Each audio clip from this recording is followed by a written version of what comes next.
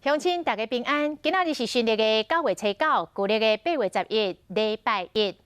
这个国内嘅杀囡仔事件不止也多，今年到今已经发生24件，所以卫福部来公布着托婴中心甲托育人员的黑名单。打来出问题的机构甲往年母的资讯拢看会到。也毋过民间团体认为，黑名单只会当治标，根本之道也是爱加强人员的训练。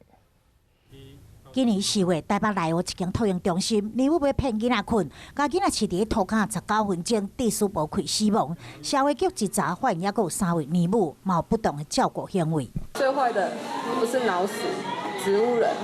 不然就是昏迷不醒。 台中太平就一岁查囡仔疑似被年母虐待，当时因脑部受伤，手严重骨折，身躯插甲全光线，倒伫病院，遮画面拢肃人心碎。疑似虐童案件一件过一件，社家属伫官网设置，国管区违反离小法公布专区8月初开始公布托婴中心甲托育人员的黑名单，民众会使直接查询有问题的机构。耗费非常大的功夫，然后一直去搜寻哪一些保姆是 OK， 哪一些保姆是不 OK。 这个平台公布包含管区、采发日期、托育中心名称，或者是托育人员的名姓、违法事由等等。对2012年到2019年相关违规累计是122件，2012年3件，今年到即马累计是24件，其中台北市8件上多。